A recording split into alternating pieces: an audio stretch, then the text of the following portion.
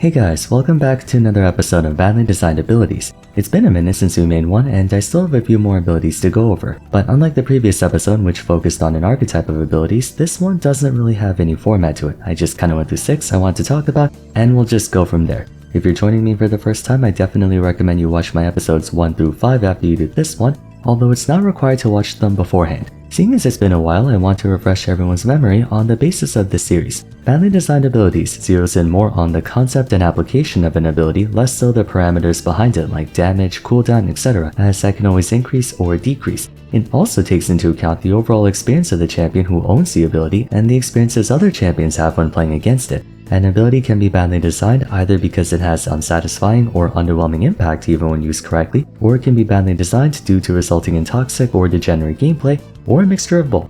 Having said that, one's definition of toxic and unsatisfying might be different from another, so this discussion will be subjective. Nonetheless, I hope you enjoyed the video. We got 6 abilities to go over, so let's not waste any more time and get to it.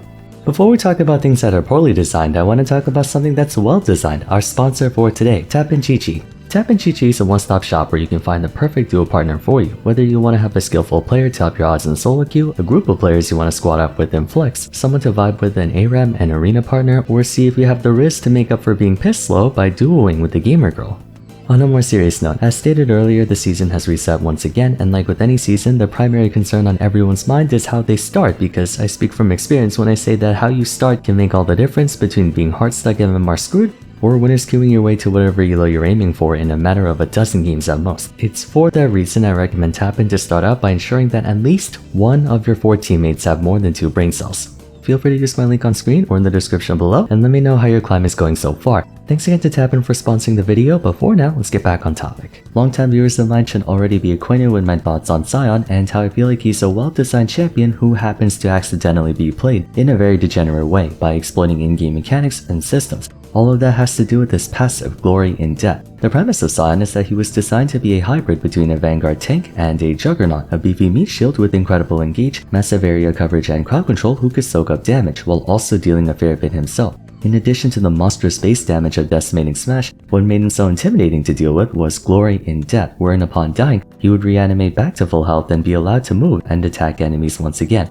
Only he can't use any of his abilities and he rapidly loses health. In exchange, however, he gains 100% lifesteal, 1.75 attack speed, and his attacks do 10% bonus max health damage. The idea was that Sion's a tank who could pose a veritable threat to your team's life if you made the grave mistake, no pun intended, of killing him first. Being part tank, it's unwise to focus him down given how much effort it takes to do so, but being part Juggernaut, it's also unwise to ignore him as he can and eventually will break your team apart. Sion's passive compounds that catch-22 by making it even more problematic if you kill him at the start of a fight, since he can run you down and nuke your entire health bar if you're not careful. The issue is that Glory in Death has a history for being used less for that purpose and more for his ability to amass an experience, stat, and gold advantage over his opponent despite constantly dying over and over again, creating another catch-22 where if you ignored him proxying or doing whatever, he'd be able to scale and eventually outpressure most champions in the mid to late game, but conversely, if you were to go out of your way to kill him, his death passive would ensure he scales to late game and poses a problem anyway, at which point all you did was waste your time.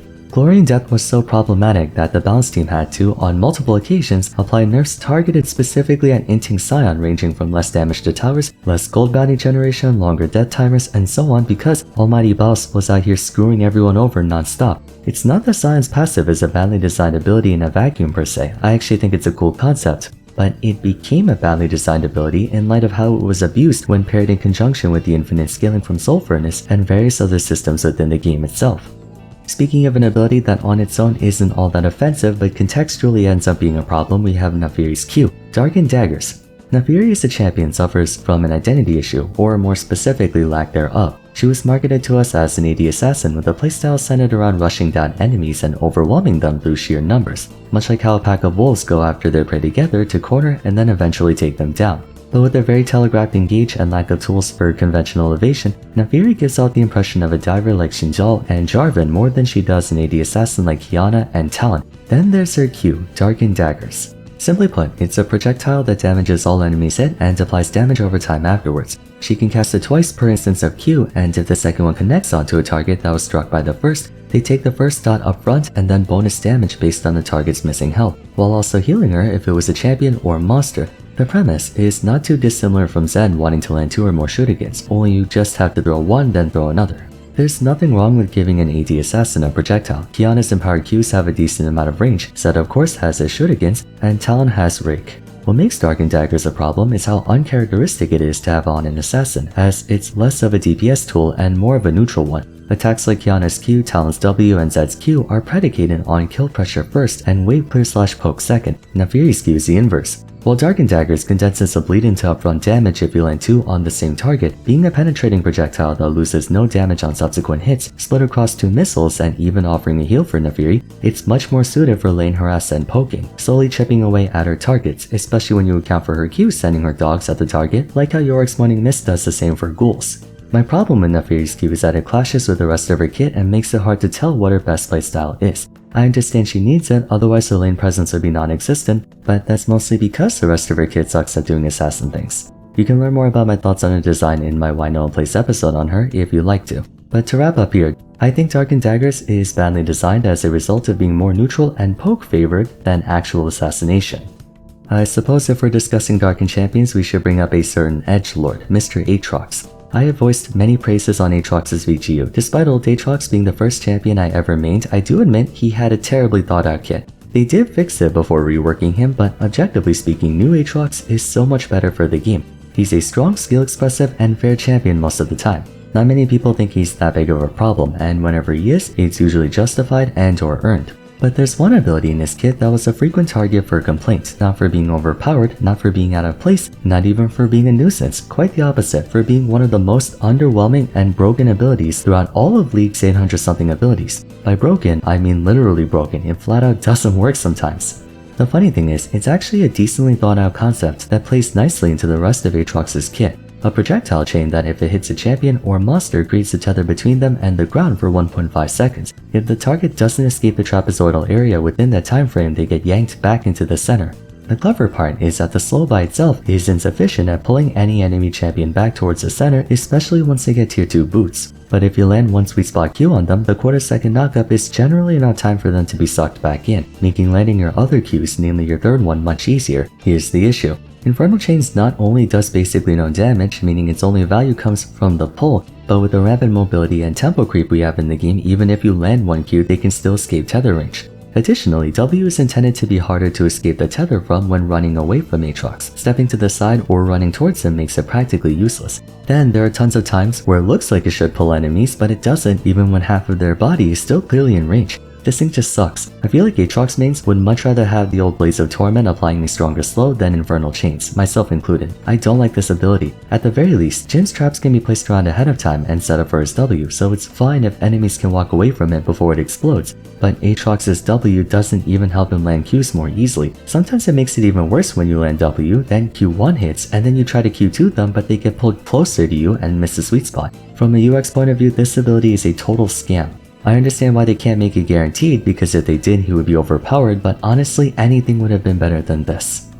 Next ability is going to be Briar's Blood Frenzy. Compared to Sion's passive, which has a good premise bad execution, compared to Naafiri's Q, which is strange to have on an assassin, compared to Aatrox's W, which is plain bad, Briar's W is a very fitting ability for her. It works great and has fantastic execution, but its premise is awful. Easily the most feast or famine ride or die champion in the game, Briar's W gives her a mountain of attack speed, movement speed, and makes her attacks do AoE damage. It is easily the best attack speed steroid in the game, point for point, with the caveat that you lose active control of her during this time.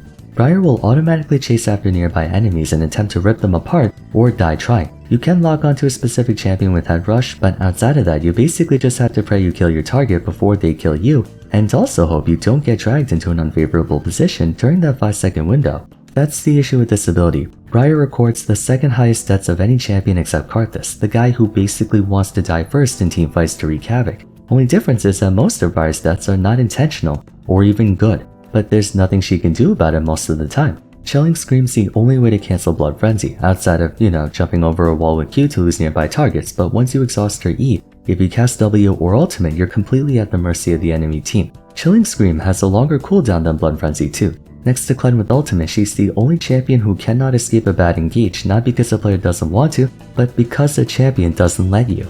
There are too many instances where Briar engages into a team fight and her team's forced to engage with her even when they're not ready or willing purely because they know she can't stop. For that reason, Briar has by far the worst disadvantage state out of any champion in League. She physically cannot run away after using W if she doesn't have E. Now, if she gets engaged on outside of W, she's fine, chilling, scream, then ward hop or jump to a teammate and then you're clear. But her W makes it way too easy to int on this champion. There are games where Briar just runs down the enemy team and 1v9s because she's turbo healing, turbo destroying everyone, but for every one of those games you have 3 games of her running it down and blaming her team for not running it down with her. Kind of a personal bias, but I'm generally not a fan of offensive death passes like Karthus and Sion, not because I think they don't work, but because it tricks players into thinking their deaths are inconsequential, when in reality you're skirting a dangerously fine line between tactical inting and actually inting. Briar doesn't have a death passive, but her Blood Frenzy behaves much the same way. She either stat checks you into oblivion or runs it down all game, no in between.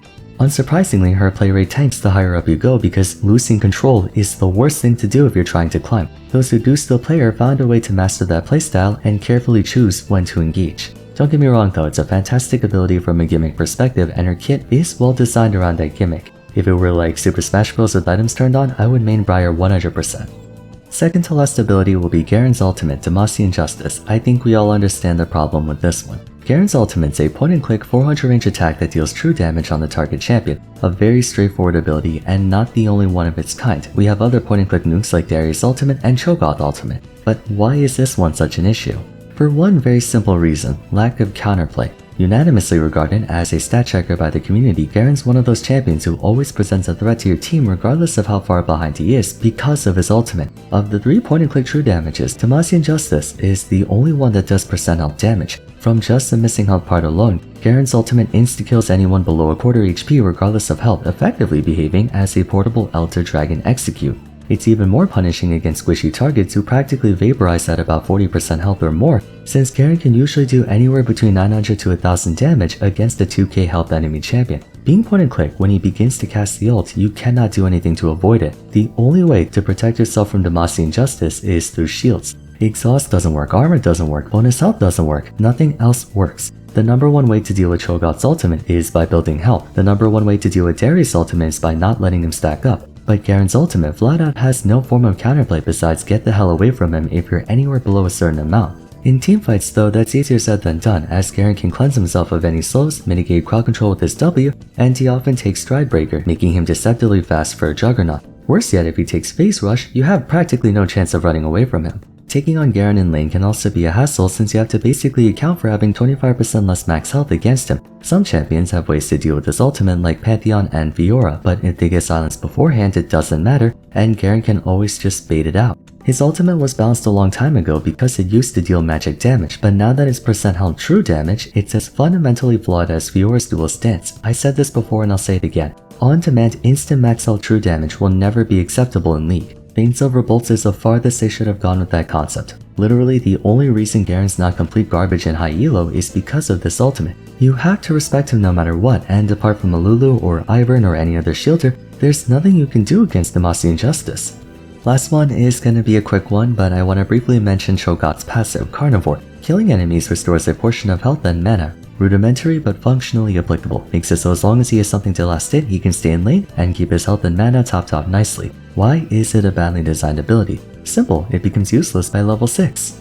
Cho'gath's max health begins to escalate dramatically upon acquiring his ultimate, making the health portion of his passive basically irrelevant after 10 minutes. The mana component is a bit more handy, except once you put more points into Cho-Z, you can start clearing the entire wave off just one cast of it. Moreover, his mana costs aren't that egregious to begin with. Carnivore is only useful for the first 5 to 8 minutes of the game, afterwards you almost forget you have it. In other words, Cho'gath has no passive. It's a badly designed ability because it doesn't scale, compared to Trundle's passive, and Trundle's passive is also kind of a lame ability too. If and when they rework Cho'gath, this better be switched out completely. Alrighty, that's it for episode 6 of badly designed abilities. I'm gonna have to wait a while before I make a new episode since I already covered most of the ones I wanted to, barring new champions. But in the meantime, let me know your thoughts on the ones I chose for today in the comments down below. I'd like to hear what you have to say. For now though, if you enjoyed the video, I'd appreciate it if you'd like to like and subscribe. Don't forget to follow me on Twitter at Vars, join my Discord server, and check out my other badly designed abilities videos if you haven't yet. But till next time, thanks so much for watching, and I look forward to seeing you again soon. Take care.